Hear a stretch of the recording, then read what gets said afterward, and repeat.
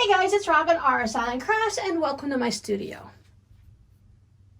Many of you who hang out with me in my studio regularly know that in addition to sewing, I love to do many other crafts, partially knitting and crochet and hand embroidery, and then just tons of other things. For me, I mostly do the same projects in the same project bag all the time, but sometimes it does alternate. I know that this one will always be socks, but you never know what might be in the other bags. And I was thinking, a lot of people have problems like this and they can't remember which whip is in which bag, especially if it's been sitting for several months. Not that we leave our projects sitting for several months, right? Wink, wink. But there has to be some simple way to fix this. So then one day it just popped in my head, why not make a luggage tag that we can change out the label inside of it and then add it to our bag so that at a glance we could see what's in each bag. And I thought this would also work for any type of storage containers you have, or even dresser drawers for the kids, or storage bins for their toys, just anything in the kitchen, the pantry where you might have different snacks for the kids. You could always put a picture of it in here. So I thought today I'd show you how to make a simple, super simple luggage tag. This one I made super scrappy. I'm going to show you an even simpler version with just 2 pieces of fabric, some vinyl for the window, and a little bit of batting and some elastic. Now, if you don't have the elastic, you can always use a hair tie or those elasticized hair bands. If nothing else, 2020 taught us different ways to find elastic if we don't have any. I have 1/4-inch elastic here, but whatever I happen to come across will work. Now, I know not everyone has vinyl like I do because I like to make different projects with the vinyl windows in them when I'm sewing, but push comes to shove, you can always use like a Ziploc baggie, maybe one of the freezer ones that are nice and sturdy. Or if you've purchased any type of bedding or something that comes, or sheets that come in those plastic bags that are really sturdy, you can use a piece of that off of it. I always save those bags because they're very useful. You can either store things in it like excess linens, or you can cut it up for your craft projects. Now I like how it's elasticized so that you can easily, I have a handle on my bag for socks, so I could just pop it through the handle, pull it around there.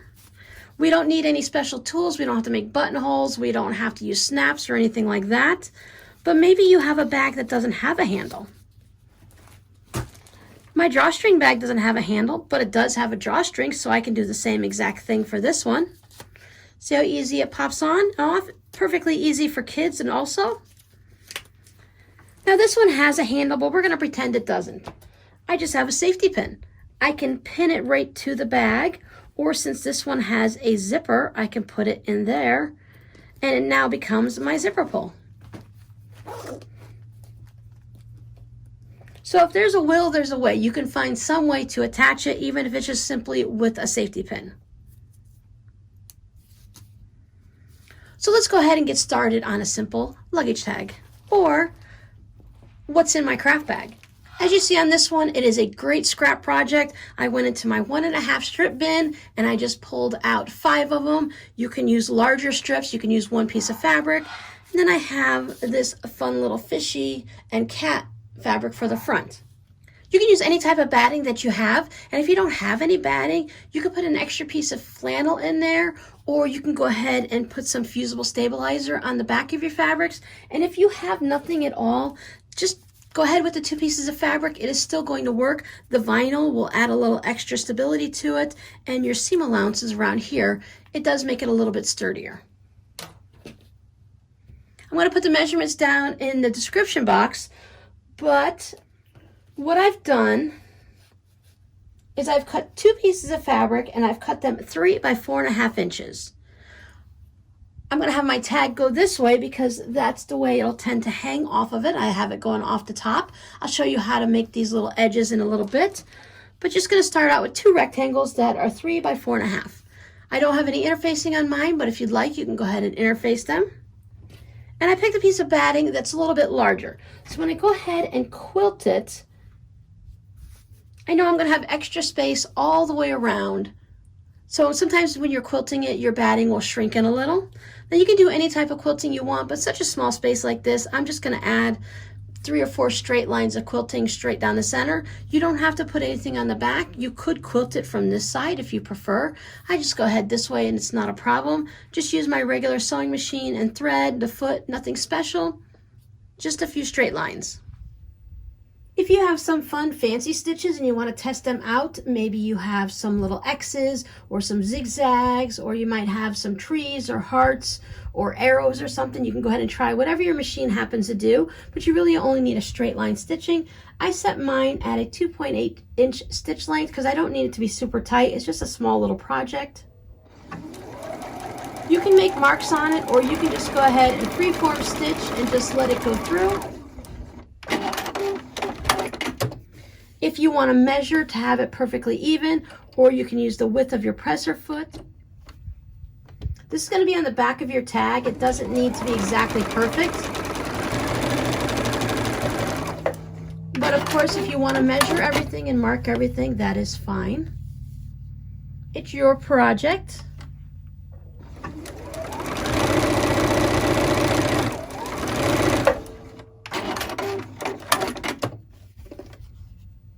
So I just did 3 simple lines going down, and that's just going to hold the batting and the fabric together. It's such a small project that if you wanted to skip this part, you could. Maybe use a little glue stick to hold your fabric down if you're not going to quilt it, just to give it a little bit of a connection to your batting so you don't have to struggle as we're sewing it all together. Now I'm just going to trim that excess batting off. You can go ahead and use your rotary cutter and your ruler, or if you don't have that, you can just use a pair of scissors. Sometimes we get caught up in all of our fancy tools. Not everyone has them. Not everyone's a quilter, and it really doesn't take but a second to go ahead and trim it down like this. Our ultimate goal is just to have 2 pieces of fabric that are the same size. Now, if you want yours to look like an actual tag and you want to trim these corners, totally up to you. You can go ahead and skip it and leave them all 4 in a rectangle.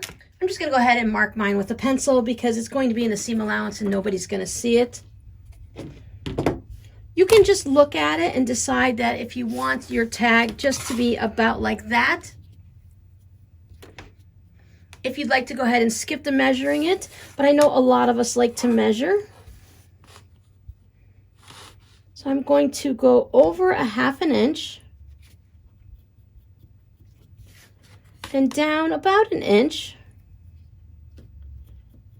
Just make couple little marks right there and right there. You can draw the line, or you can just go ahead and set your ruler on it, or just use your scissors. It's such a short line, you can just make one quick snip.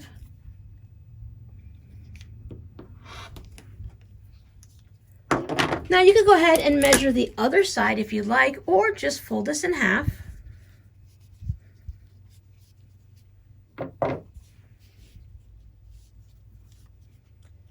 Now my snipping with scissors isn't always a straight line, so I'm going to put my ruler down, line it up right on the edge of that piece that's already cut, and just cut off that extra so that both pieces are the same. It's really easy to get the same thing from the other side. You could turn it either way, but I like to put the batting side up just because I can see that white fabric, the white batting, and then there's not a lot of all the other fabrics that's getting in my way. So I can see exactly where that is. Again, for me, I need to use my rotary cutter to give me a nice straight line. I cannot draw, cut, or anything with a straight line without the help of a ruler. So now I have both pieces that are exactly the same.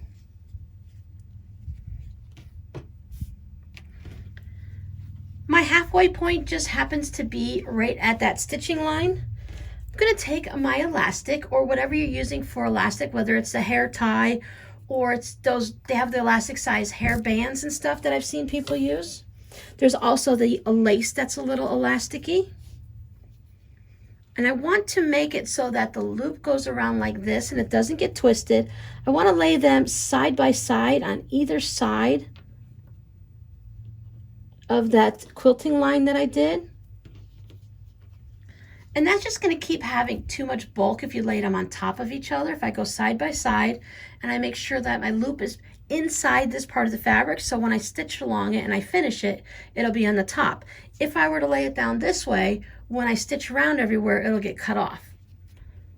So I'm just going to take this, I'm going to take a little bit of a tacking stitch and just take it to my sewing machine and go over that a couple times, because if I want to put it all together like this, you can put pins and clips to hold it, but I find it easier and less frustrating if I just do a little basting stitch on there.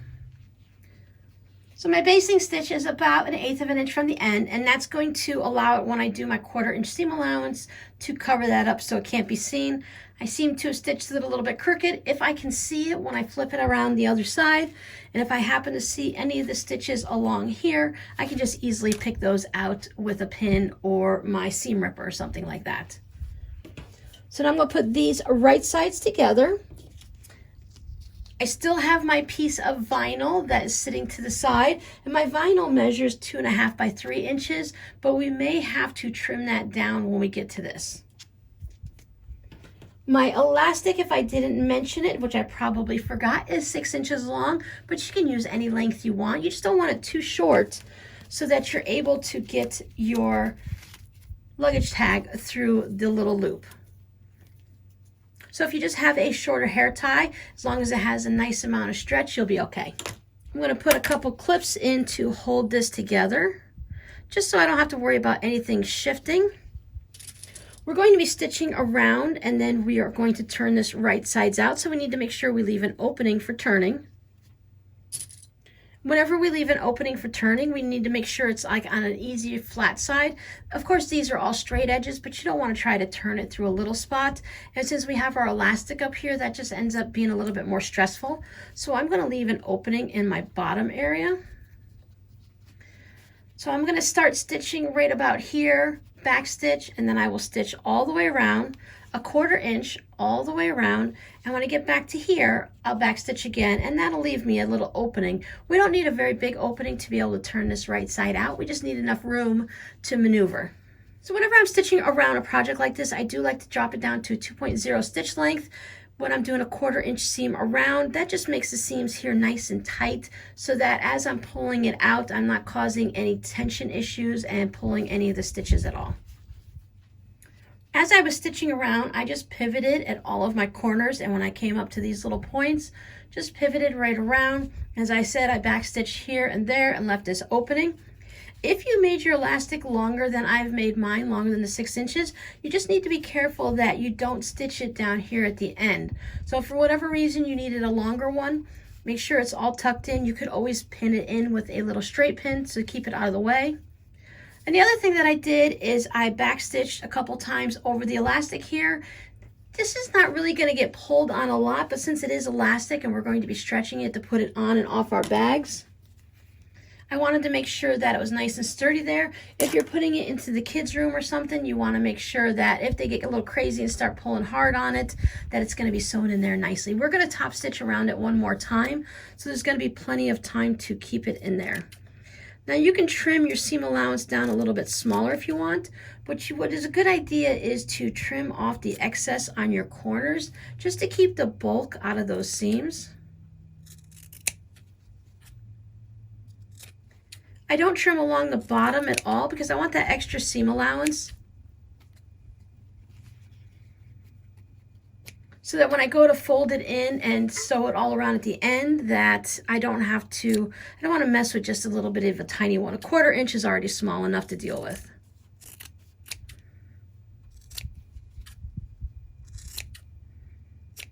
Now you can use hemostats if you want to turn this right side out, but I find that if take these little corners here and we just grab it with our thumb and our fingers, we can usually just pop this end down. I normally pull it from here and pull it all the way out, but this is such a little small project and a small hole that I can grab that and just start working it out.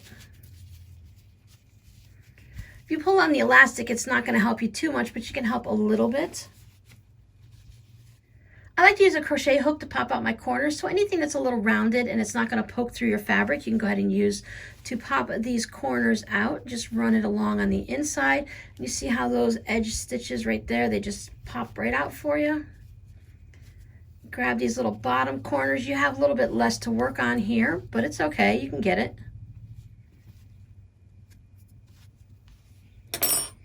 I like to take this over to my iron. I tuck in these little seam edges here so that it lines up in as straight of an edge as you can across the bottom.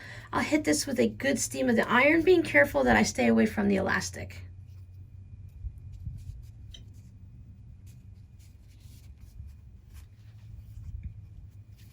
Looking good so far. If your vinyl has some creases or it's super wrinkled and it's just not cooperating, you can take a low heat of a hairdryer and keep it pretty far away and just slightly warm it up to get rid of any of the creases. Or you can take your iron also at like a medium to low heat, press on your ironing board, not with your vinyl, hold that in one hand away from it, just get your ironing board a little warm. Then you can lay this down as, you don't want it to be super hot, but as it's just kind of medium warm, starting to cool down, you can lay your vinyl on it and give it a little bit of a rub, and those deep creases will come out. And what we want to do is we want to decide which side we're going to put our vinyl on. I've quilted this side, so I'll probably keep that as my back, but you can use either. If you wanted to, you could have also quilted the front. I like my front to look kind of smooth without any quilting, and then just let the back be that sturdiness on the back. I'll lay my vinyl on. Now, if I notice that my vinyl, I want to put it down to the bottom because I'm going to close up this hole. Another option is you can do a stitch right across here just to close this up. Now, as you can see on this one, I only stitched the part where it's holding the vinyl in, and I put my vinyl all the way to the bottom to close up that hole.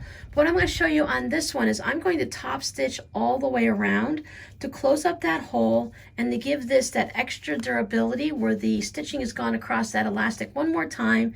It's going to give it that nice little finished look, and then we'll add our vinyl on. So here's the difference between the two. I think this one has that nice finished look with the stitching all the way around it. This one is perfectly fine, so you can skip it. I just like the finished look that doing a little top stitching about 1/8 of an inch away. I went with a 2.0 stitch length still. You can increase it a little bit if you'd like. And then to put my vinyl on, and when I look at it, I can see I want my vinyl to be below this point here. And I can see that my vinyl sticks out just, I know it's hard to see, but it sticks out just a little bit right here and a little on the edge. So what I'm going to do is I'm just going to take a little bit of a slim bit off of the vinyl. You don't want to cut too much off because you still want to have enough room to put a tag in there. You don't want it to be super small.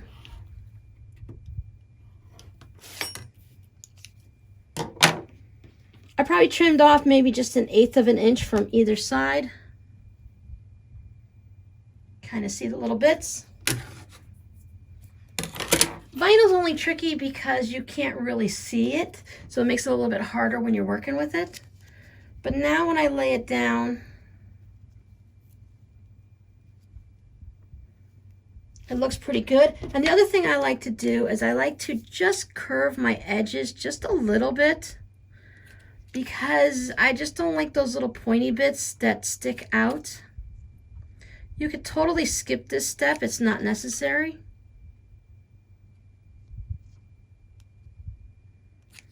None of my corners are going to match, and that's okay because it's clear vinyl and nobody can see it. And that's just going to allow my vinyl to sit on there nicely. I don't have any of the edges sticking out. When I run my fingers along here, I don't feel the vinyl at all. Now we can't pin our vinyl to hold it in place. So we can go ahead and put a couple clips in. If you don't have clips, you can go ahead and use maybe a paper clip.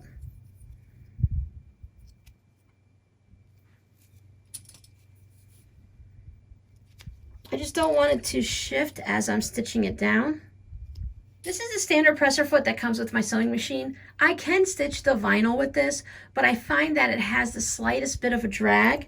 So when I'm stitching this, and when I get to the end, it will be hanging out past the bottom here just because it's dragging it just the slightest bit. So I'm going to switch to a Teflon foot. If you don't have a Teflon foot, some people say you could put a piece of Scotch tape on the bottom of your foot, Or if you want, you could put a little piece of tissue paper on here and then stitch through that so that your regular sewing machine foot is gliding over the tissue paper, or even if you have to, regular paper, just so that I can glide over it and then you're not dragging your vinyl at all. And if it does happen to drag, all you need to do is just trim off that little bit of extra on the bottom and your problem will be it'll be solved. I'm going to start at the top, and since this is a pocket, I want to back tack a couple times here and then stitch about 1/8 of an inch to 1/4 of an inch around the edge. Since I've already closed up the bottom of my little luggage tag here, then I don't have to worry about getting super close to the edge and closing that up. I will have an extra line of stitching that goes all around, but that's going to be okay. I'm not using a bright neon color of thread, so it's going to blend in nicely. Just swap out my foot. My sewing machine has snap-on feet, so I just have to drop my presser foot right onto the little metal bar and it snaps right on, which is really nice. Now I'm going with vinyl, so I don't need to have a very short stitch because I don't want to perforate it. I'm going to pop up to a 2.6. Any particular reason for that? No, just because that sounds like a good number. I could go up to a 3.0 if I like. As long as I'm back tacking here at the beginning and at the end to keep it from being rough housed and pulled off as we're sliding our paper in and out. It's really easy to pull it out, so it's not like you have to go super hard. Give a little back stitch. One more. And then I'm just going to stitch around.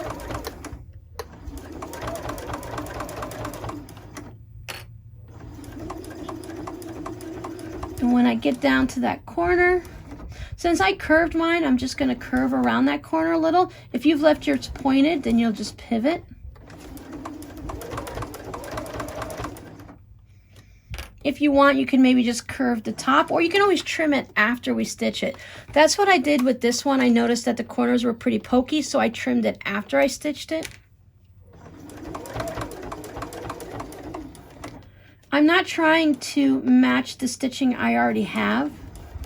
I'm just trying to make sure that the vinyl is on the project and that I'm stitching down on that piece of vinyl. You see how it glides nicely and it's not pushing and pulling on the vinyl for the Teflon foot? A little back stitching. Now I've cut my index card 2 inches by 3 inches. You can check to see how it fits. It's okay to have a little bit sticking out at the top just so that you can grab it and pull it out. As you can see on this one, I did round the edges a bit. I found that it just slid in easier if I didn't have these pokey edges trying to get caught in everywhere. But this one seems to slide in a lot easier than that one is, and I think it just all depends on the size of your vinyl and your finished luggage tag and how you do that. I want to use this tag on this project bag that happens to have my crocheted granny squares in it. So I'm just going to write crochet granny squares. And these are made with sock yarn, so I'm just going to go ahead and put sock. You can use your little label makers and print something out. You can put something on your little vinyl maker machines and stuff like that. Again, I'm going to just trim these corners down just a little bit. I like the rounded shape. If you had the corner punches, you can go ahead and use your corner punch. And that way all of them would be the same. I know certain punches have special designs for the corner that you can use to make it a little bit more decorative. There I go, I got my crochet granny squares, because you can make granny squares out of any yarn, so I know the sock yarn is the leftovers that I'm using from making socks. Just add that on. Put this on your luggage if you're traveling. You can always add a business card in here. You can turn your business card over if you don't want just everyone to see the information, and then that way it won't be seen. But I was thinking these for more of around the house things, but it definitely can be used as a luggage tag. And now when this is sitting on the shelf, if it's been sitting there for a long time, I can just quickly see what's in it without having to open up every single bag and take the moment to see, pull out the pattern, figure out what it is. If you have those shelves with those fabric bins in it, like you keep it for your kids' toys, you could always label it like Legos, and maybe if you have Play-Doh and stuff, that way the kids can, you can put a picture of it on there, cut it out of a magazine, print it off from online, or take a label off of one of their Play-Doh containers, and they can see, younger children can see just by looking at it, that this container has Play-Doh in it, and if I want to play with Legos, then that's not the one I want. It's going to stop them from having excess bins pulled out and just left on the floor all over the place. These would also be great during holiday times if you want to use these as name tags on gifts. Go ahead and put that in there. Maybe put a Christmas name tag in there in addition to a piece of index card, and then hang it on their gift, whether you put it on with a bow or just tape this down, and then they'll have an extra present on top of what you already had. So if you like to use Santa sacks for Christmas instead of wrapping paper, or you wrap the gifts in fabric, then this might be an additional add-on gift without having to tape something onto it. You can just go ahead and pin this onto the fabric or hook it onto the Santa sack, and then they'll have an extra luggage tag or toy box tag or crafty tag in addition to the regular gift. So thanks for hanging out with me in my studio, and I'll see you guys next time. Bye.